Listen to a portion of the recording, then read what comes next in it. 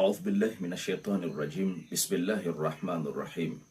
أعزائنا المشاهدين الكرام السيدي والسادة في كل أنحاء العالم وفي بلدنا الحبيبة الشريفة بلد جمهورية تنزانيا المتحدة، أرحب بكم في هذه الحلقة السياسية والدبلوماسية العالمية.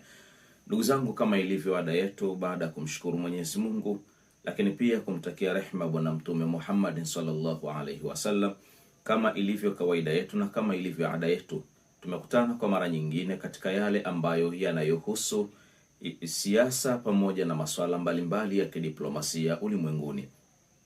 Na bado tunaendelea kufanya uchambuzi wa mambo mbalimbali ambayo yanaendelea kushika vichwa vya habari ulimwenguni, na hasa katika ukanda wa Mashariki ya Kati, lakini pia kwa kile ambacho kinachoendelea nchini Marekani.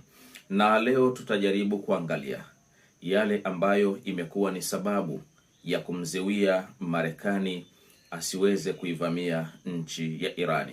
Kwa nini mpaka sasa bado pamekuwa kuna maswali mengi kwamba ni jambo gani hasa ambalo limepelekea Marekani asiweze kuvamia kijeshi nchi ya Irani, na kwa nini Israel bado anashinikiza kwamba ni lazima Iran apigwe. Lakini kwa nini Marekani pamezuka sakata ambalo limekuwa ni sakata la aibu la kutia fedheha ikulu ya Marekani, na hasa katika kipindi hichi cha Donald Trump. Kwa nini sakata hilo halikuzuka kipindi ambacho Rais Barack Obama ameshikilia madaraka?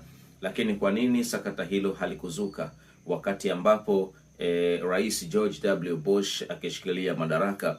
Lakini kwa nini sakata hilo halikuzuka kipindi ambacho Bill Clinton ameshika madaraka? Lakini kwa nini sakata hilo na matukio hayo hayakuibuliwa na Wizara ya Mambo ya Sheria ya Marekani katika kipindi ambacho Joe Biden ameshika madaraka, ila hali wote hao walikuwa ni waasisi wakubwa na ni washiriki wakubwa katika vitendo vya ukatili wa kijinsia ambavyo vilivyokuwa vinaendelea ndani ya kisiwa cha Jeffrey Epstein.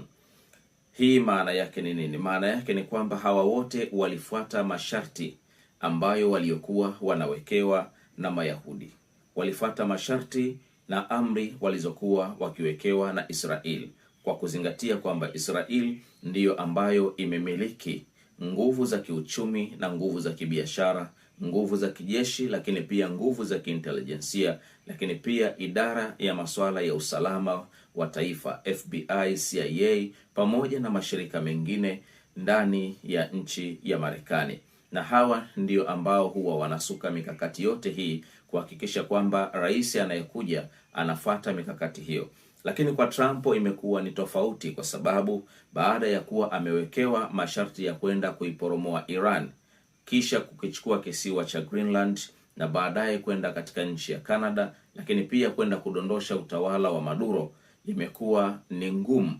Hivyo basi kwa kushindwa huku, maana yake ni kwamba wameweza kuibua haya ambayo yaliyoibuliwa kwa sababu ya kumweka na kumfanyia msisitizo na muhimizo kwamba iwapo atashindwa kufikisha na kutii matakwa aliyowekewa, maana yake kuna vitu viwili vinaweza vikamkumba Rais Donald Trump.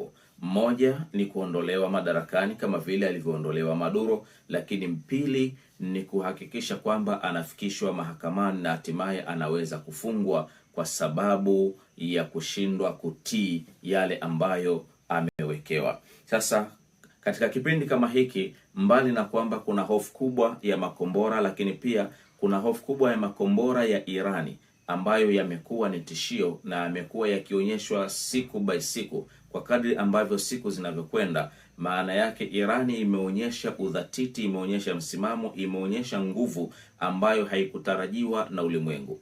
Imeonyesha nguvu kwamba tuna uwezo wa kupambana kwa njia za juu, vita ya juu, lakini pia tuna uwezo wa kupambana kwa vita ya sayansi na teknolojia, kama vile ambavyo walivyoweza kumiliki mtandao wa kijasusi wa Elon Musk. Lakini pia tuna uwezo wa kupambana vita vya ardhini, kiasi kwamba kila siku yamekuwa yakivumbuliwa makombora ambayo makombora hayo ni makombora ndanimo, kuna makombora ya masafa marefu ambayo yana uwezo wa kufika Washington. Lakini pia ni nguvu kubwa ya rasilimali watu ambao ni askari wana uwezo wa kupambana. Na hivi leo liko tukio ambalo limetokea kwamba ndege isiyokuwa na rubani ambayo ilikuwa inapita juu karibia na meli ya Abraham Lincoln imeweza kushambuliwa, lakini ndege hiyo ilitumwa makusudi kama sehemu ya chokochoko ya Irani dhidi ya Marekani, lakini pia kuonyesha kwamba kumuonyesha Marekani kwamba popote ulipo, basi sisi tuna uwezo wa kufika katika eneo hilo. Yote kwa yote ni kwamba rais wa Marekani mpaka sasa huwa mutahayir baina al-isnaini, yani amechanganyikiwa kati ya njia mbili. Ni maamuzi gani ambayo anaweza akachukua? Ikiwa kama atashindwa kuchukua maamuzi ya kuivamia Iran, maana yake basi yeye atakuwa ni sehemu ya washtakiwa na watuhumiwa wakubwa wa vitendo vya ukatili wa kijinsia ambavyo vimeanza kuibuliwa, na anaweza akaondolewa madarakani kwa sababu atakuwa ni kiongozi ambaye amekosa sifa hivyo na ametenda makosa makubwa ya vitendo vya ukatili wa kijinsia. Ataondolewa madarakani na kushtakiwa, na ili apone na mkasa huu, maana yake ni lazima apitishe kile ambacho anachosukumwa nacho, anachopatiwa msukumo kutoka kwa hawa ambao wanaomiliki mtandao huu, wanaomiliki siri hili na wanaomiliki mamlaka ya kuweza kumshtaki. Kwa hiyo yuko baina ya vitu viwili. Ni kipi ambacho anachotakiwa kupitisha, huku Israel ikimbana kwamba ni lazima apitishe, lakini pia watawala wa Kiarabu pamoja na watawala wengine wa nchi za ya bara la Ulaya ambao na wenyewe ni wahusika wakubwa katika kashfa hii, na wenyewe pia wanamfanyia dhahti ya kuweza kumhimiza kwamba ni lazima aishambulie Irani. Ndiyo pone yake, kwa sababu mkakati huu haujaanza jana wala juzi wala haujaanza mwaka jana. Mkakati huu ni mmoja kati ya mikakati ilikuwa inasubiria nani wa kuweza kuitekeleza, kutokana na tayari huko mwanzo marais waliopita iko mikakati ambayo na wenyewe walishiriki. Ni jambo la kusikitisha na la ajabu kuona kwamba kiongozi kama kiongozi anawezaje kufunga safari ya kutoka bara kwenda bara, lakini pia kutoka nchi kwenda nchi nyingine, eti kwa sababu tu ya kutekeleza maisha ya anasa au kwa sababu ya kwenda kufanya tendo la zinaa na starehe za kingono. Maana yake ni kwamba huku ndipo ambapo walipokuwa wanakutana na kuyapanga haya mambo, wakati wanapoenda kukutana na Mungu wao waliokuwa wanamwabudu wa kishetani ambayo ni Baala, na huku ndipo walipokuwa wakipangiwa nini cha kufanya kwa sababu ya maslahi ya Mayahudi, lakini pia kwa maslahi ya Israel, lakini pia kwa maslahi ya nchi za Ulaya, lakini pia kwa maslahi ya nchi ya Amerika. Sasa kinachotokea leo hii ni kwamba ni tofauti na namna walivyodhani. Wamekuta kwamba jeshi la Iran ni moja kati ya majeshi makubwa.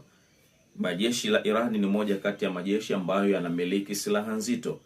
Jeshi la Iran ni moja kati ya majeshi ambayo yanaweza kusababisha vita vya ukanda kupitia wapambanaji wake na vikosi vyake ambavyo katika nchi zingine vinatambulika kama waasi, lakini pia hapa wanatambulika kama watu waliowekwa makusudi kimkakati kwa ajili ya kuziwia vitisho vya Israel asiweze kutawala ndani ya Mashariki ya Kati. Hapa unazungumzia kundi la Hamas ambalo lipo ndani ya Palestine na ambalo limetakiwa kusalimisha silaha zake, na wenyewe wamesema hatuwezi kusalimisha silaha madam kuna tishio la kuvamiwa nchi ya Irani, na wameshatangaza kwamba iwapo watavamiwa nchi ya Irani, basi ni kwamba silaha zao walizonazo katika mikono wataweza kushambulia Israel. Lakini pia Al-Huthiyin na wenyewe wamedhihirisha makombora makubwa ambayo yana uwezo wa kusambaratisha Israel katika muda wowote ule iwapo Irani atathubutu kuvamiwa kwa namna yoyote ile, iwe juu iwe chini,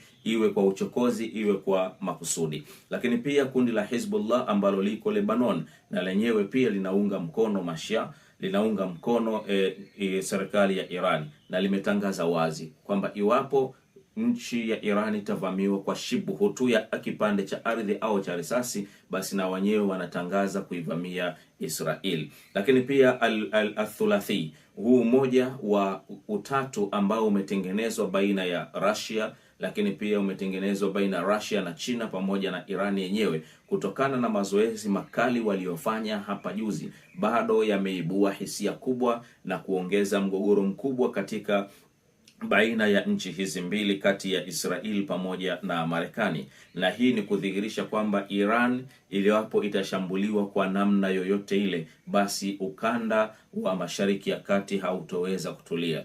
Mashambulizi tutayaona kutoka katika kila pande yakielekea katika kila pande hasimu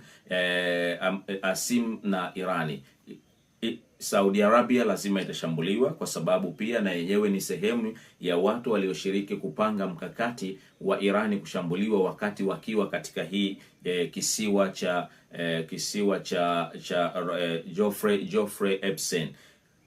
Pamoja na kashfa ambayo walionayo ni kwamba Malkus Salman ni mmoja kati ya watu waliokuwa wakishiriki machafu na vitendo vya ngono katika nyumba hii. Ndio maana inaelezwa kwamba hawa wafalme wa Kiarabu inasadikika kwa 90% sio wenye asili ya Kiarabu, bali asili yao ni Mayahudi. Na haya yamethibitishwa na mmoja kati ya wanahistoria wakubwa nchini Marekani, baada ya kuona kwamba yale yanayofanyika ni out of Arabic culture, out of Islamic culture, yanafanyika ni nje ya utamaduni wa Kiislamu, ni nje ya ustaarabu wa Kiislamu, ni nje ya desturi za Kiislamu, ni nje ya desturi za Waarabu, ni nje ya mila za Waarabu. Ndio maana kwamba wana uwezo wa kufanya chochote, kama jinsi ambavyo alivyoanzisha makasino, alivyoanzisha kumbi za starehe, alivyoanzisha maeneo ambayo ni maisha watu wanaweza kwenda kuspend na kukaa katika maisha ya anasa. Lakini pia hata kujenga nyumba ambazo zilizokuwa haziruhusiwi kwa kipindi hiki. Amekwenda kutengeneza nyumba ambayo inafanana na Al-Kaaba. Na kashfa hii ya kuhusu imekuwaje vipande vitatu vya vitambaa ambao vinatumiwa kuvisha Al-Kaaba pamoja na jiwe jeusi ndani ya Al-Kaaba vimekutwa vimepelekwa kwa Epstein. Maana yake ni kwamba aliyetumika hapa ni mmoja kati ya wanawake wafanyabiashara wa Kiarabu kutoka nchini Emirate, ambaye ndiyo aliyetuma vitambaa hivi vitatu kwenda kwa Jeffrey Epstein mwaka wa 2017. Yani ni juzi tu hapa, mwaka wa 2017. Nini? Kwa sababu Maka wanakutana Waislamu kutoka kila madhehebu, wanakutana Waislamu kutoka kila nchi duniani, wanakutana Waislamu wa kila aina ya jinsia, wazee, vijana na watoto. Idhan kwamba kinaenda kutumika kitambaa hiki kama sehemu ya kivutio cha watu kutoka kila pande ya dunia ambao watakao kwenda katika jumba hili la anasa.